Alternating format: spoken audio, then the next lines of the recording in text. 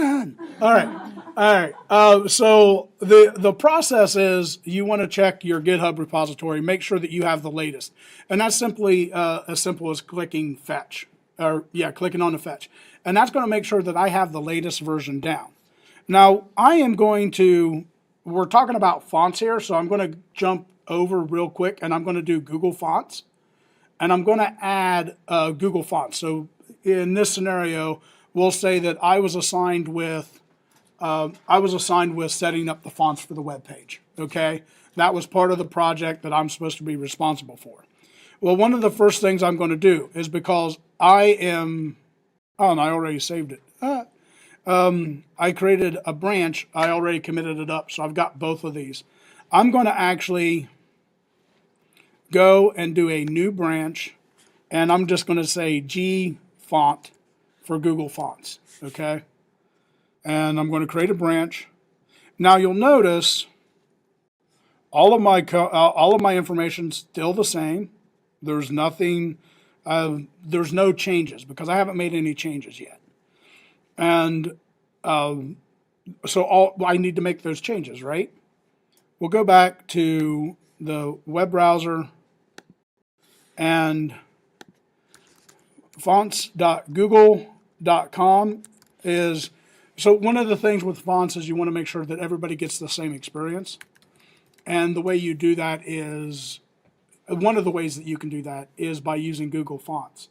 Because if you use something that is local to your machine, maybe not everybody would have that, so they won't get the same experience as you do. And by using Google Fonts, you can ensure that everybody gets the same one.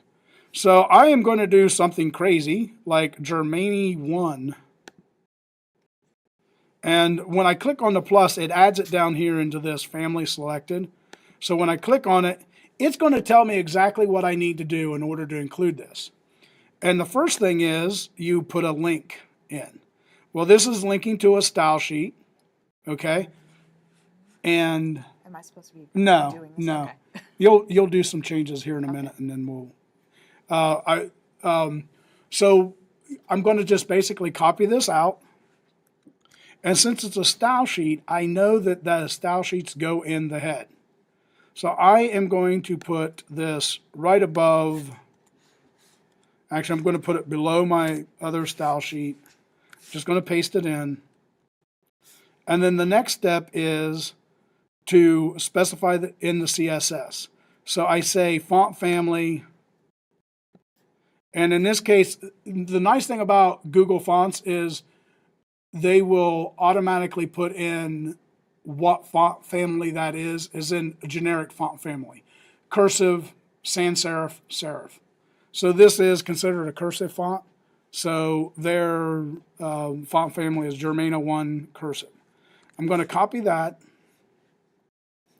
And this goes into the CSS.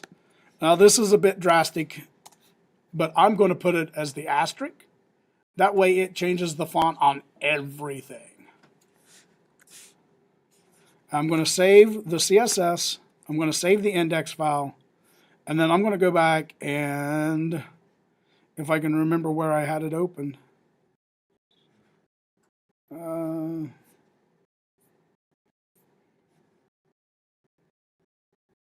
on. There we go.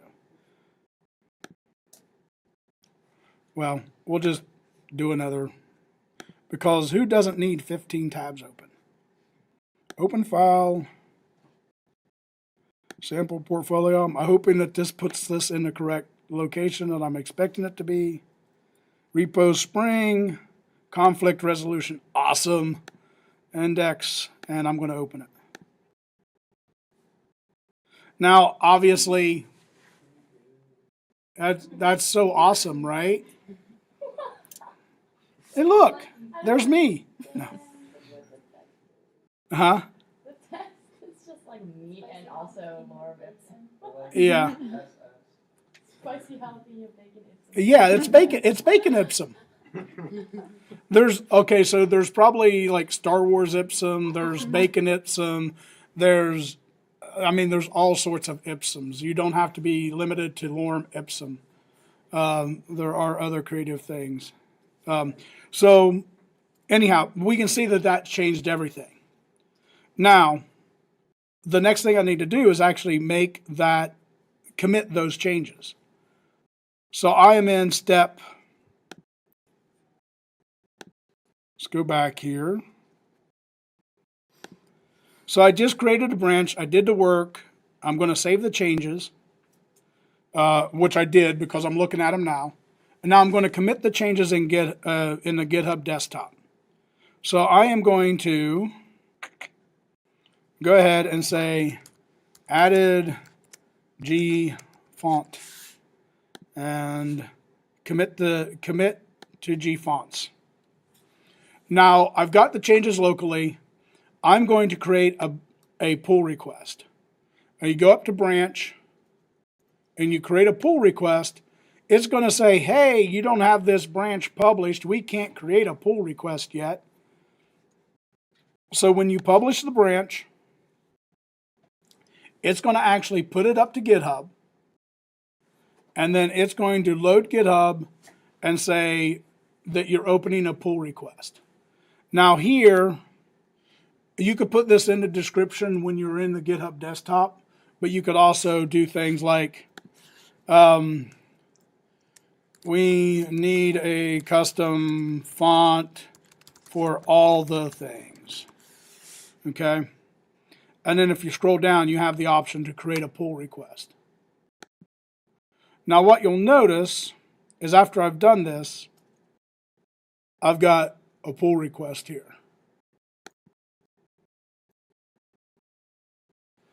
And now I have the option of, I can look at this and I can, ideally this is where somebody else would come in and they would take a look at the code.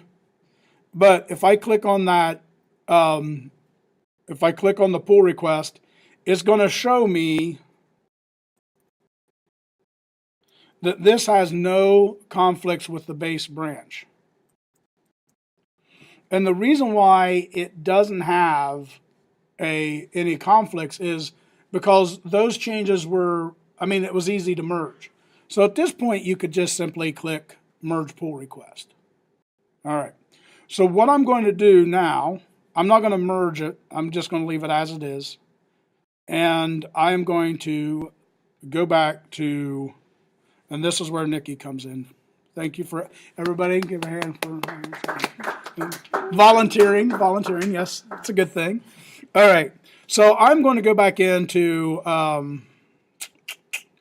Let me go into my Atom, and I'm going to. Oh, so one of the things I wanted to show you here. So if I look at my index, I see that I have fonts.google APIs. Okay. If I look at my CSS, I see that I have this font family. I'm going to close these files, and I'm going to go back to the GitHub desktop. This is the other advantage, is using branches. Now, if I go back, like say I do my work in this branch, and I just completely screw everything up, and nothing's working, like the page won't display, small birds are dying outside because of, but these are just like seriously messed up things. I can go back, if I change my branch back to master, all those things that I changed in that branch are gone. Those are localized to that branch. So now if I go back and open up my index page, I no longer have a fonts.google APIs. I'm back to a clean starting point, and if I go back to the page,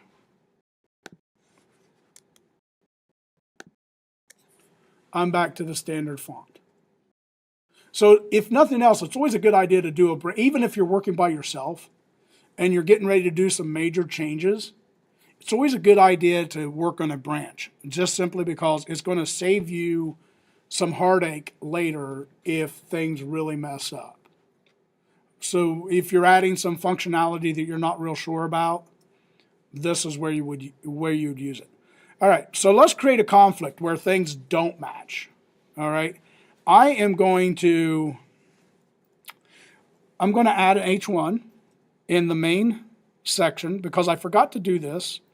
So in the div class about me, I'm going to add h1 that says hello.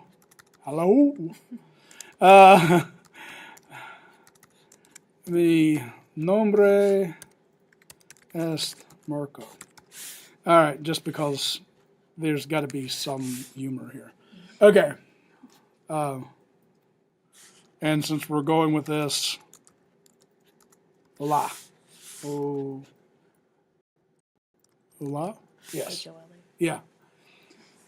All right. Now, I'm going to go back to my GitHub. And I am going to, oh, I need to save this first. All right, save it. Go back to GitHub. Now I have a change. And I'm going to say, added my name. And I'm going to commit it to master. And I'm going to ask Nikki to kind of do the same thing, but with different wording. So go to your, there, I didn't commit it yet. So, okay. All right. So you should be able to just open up Atom and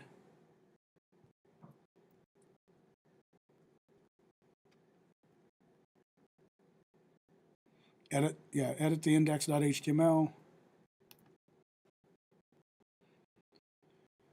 And actually, where it says div class equals name, I'm going to actually have you do a couple different changes. Let's do this. So I'm going to have her change this.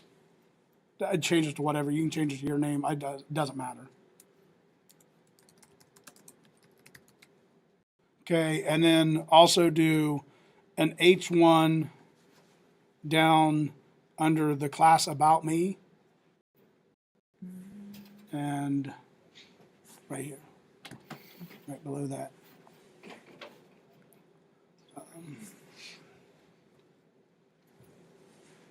And hopefully what we'll end up getting is some conflict here. Because what she's going to do and what she's going to commit is going to be different than what I have.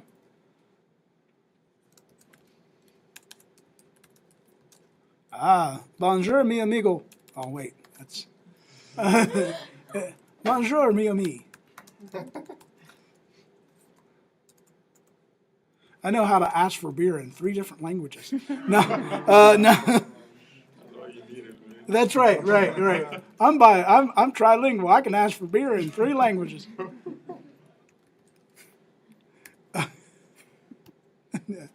Now I know how to say it in French. No. All right. So she's made the changes. Go back to your GitHub. Commit those. Oh, did you save it in? Nope. Okay. Save it.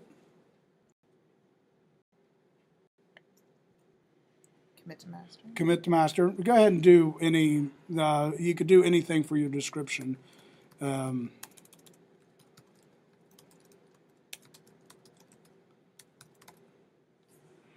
All right, now we get to test this for reals, yo. Now, and then push that up to GitHub. So what she's done is she's saved this locally. Now she's committed it. Authentication failed.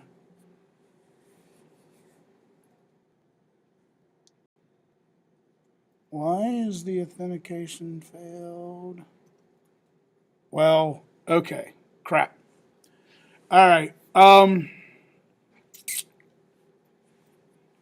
Let me go ahead and we can fake this. So I've made the changes in my local repository. So I'm going to go back to. Sorry about that. We could troubleshoot it, but we can do that later. Okay. I'm going to go back to the actual GitHub webpage. And I'm going to go to conflict resolution. And I'm going to look at, I can open this up. I can open up index. I'm sure I can open up index.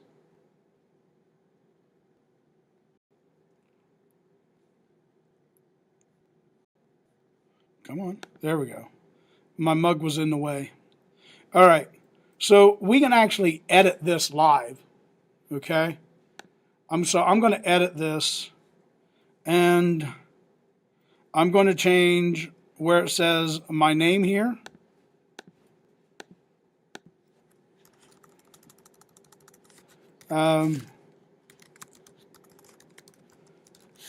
Shout out to alum, right? Bart Simpson. And I'm going to also add an H1, and we'll do Bart Simpson as well. So now I've basically got something that is up on the server that doesn't match what I have locally. Excuse me. I'm going to just creating conflict. And I'm going to make sure that I'm in the right repository. And I'm going to click Commit Changes. So now when I go back to GitHub, my desktop GitHub, what I'm going to see, it last fetched it 10 minutes ago. I'm going to, right now it's just wanting to push things up. I'm actually going to do something different here. I'm actually going to go in and pull, because this is when I pull it down.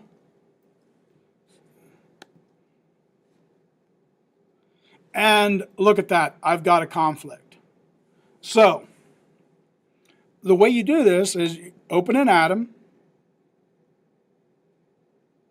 And what this is going to show me is this is not considered a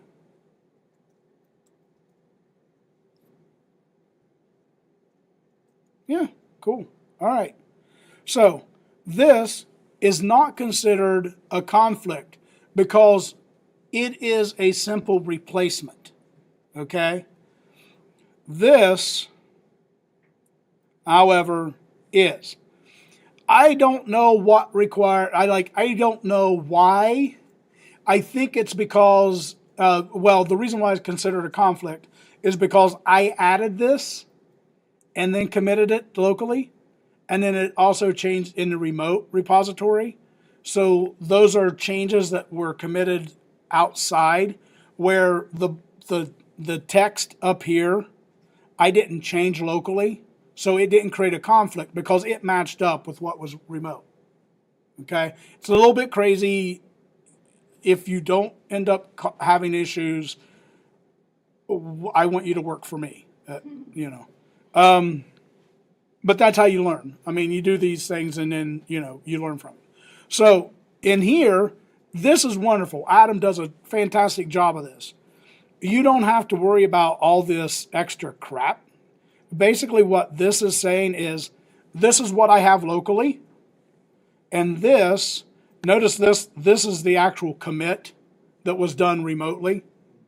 So it's saying, which one of these do you want to use? So if I click Use Me, now if I go back, I can click Commit Merge, because I've made the choice. I'm going to click Commit Merge, maybe. When did I save it? No, I didn't save it. Let me save that. Now let's go back. And notice that there's a check mark saying that there's no conflicts. And now I can click Commit Merge. Now this is interesting because now there's two changes that happened. Okay? There's the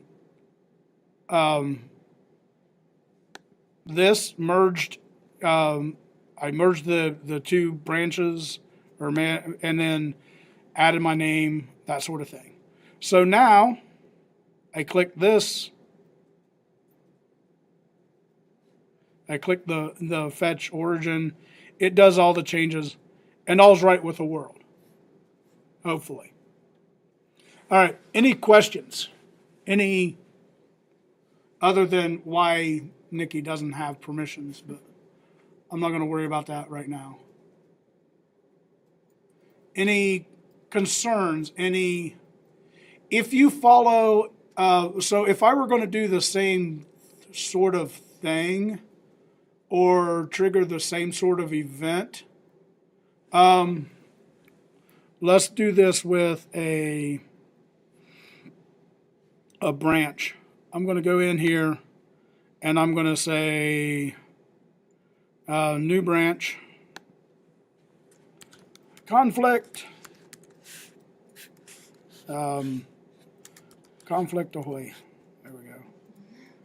I'm going to create branch, and let's go and change something else. So let's add And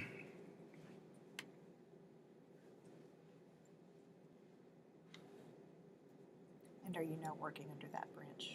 I am now working underneath that branch. Notice that nothing's changed. Actually, what I'll do is I'll say, let's change the title to conflict branch. Okay. I'll save it. And then I'm going to commit this. And we'll see if we can create conflict here. First time in my life I've ever been purposely trying. Well, okay, never mind. It's not the first time. Everybody likes to stir a little every so often, right? Okay, so I'm going to commit this locally. So I'm still on the conflict ahoy. If I go back, I want to close this because I don't want to create a problem here. If I go back and I change this back to master, when I open up index, what's it going to look like? What's going to be the title?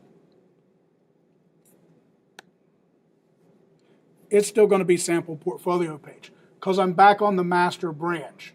I made the changes under the conflict branch. Okay?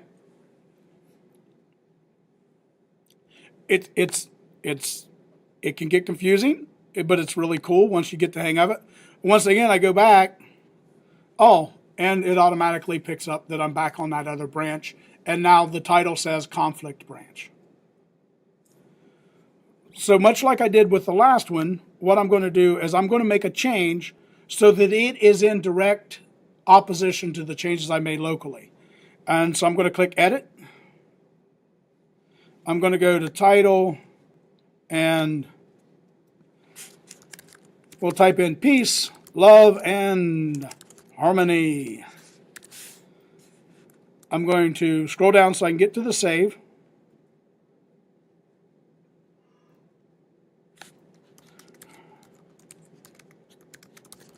We'll say no conflicts here, and I'm going to commit this.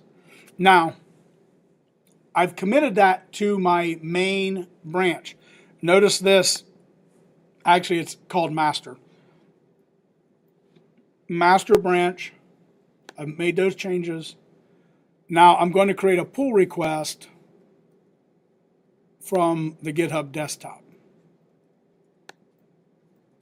And we go to branch, create pull request, publish branch, and it's going to open up yet another tab for GitHub.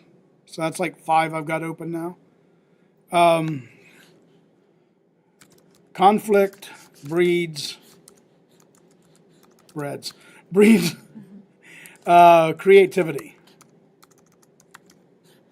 And I'm going to say create pull request. Now you'll notice on this tab here, I have 2 pull requests. So ideally, somebody else comes along, somebody else in the group, looks at the pull request thing and say, oh, we got 2. Let's look at create conflict. And I can see here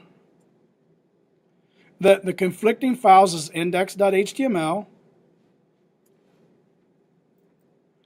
I can see if I click on this,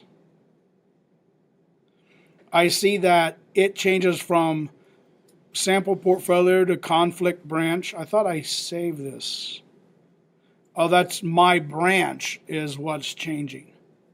Okay, so it's showing the change that was in my branch. It's not necessarily showing the what's in the main branch right now, or master branch. All right, so I have an option here.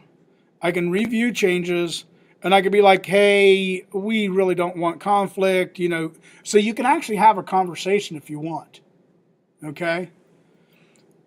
But if I go ahead and let's go back to pull request,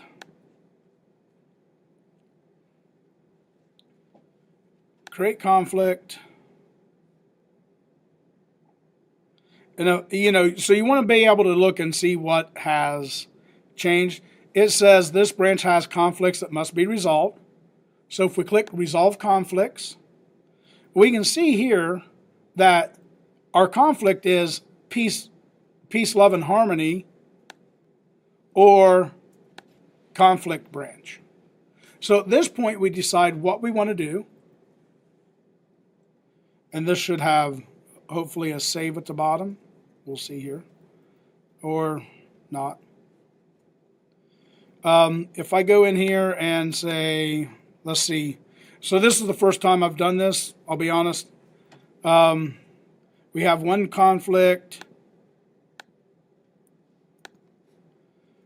Is this going to let me? Because nobody likes conflict. We all want peace, love, and harmony. And then I can mark it as resolved. And then commit merge. So we won't really see any change on our main branch, because it's going to stay the same, because we stuck with the peace, love, and harmony and not the conflict. Thank you. All right. Everybody sufficiently confused? All right. Well, that's good. That shows you're being exposed to new ideas. I'm going to go ahead and try to stop this loom.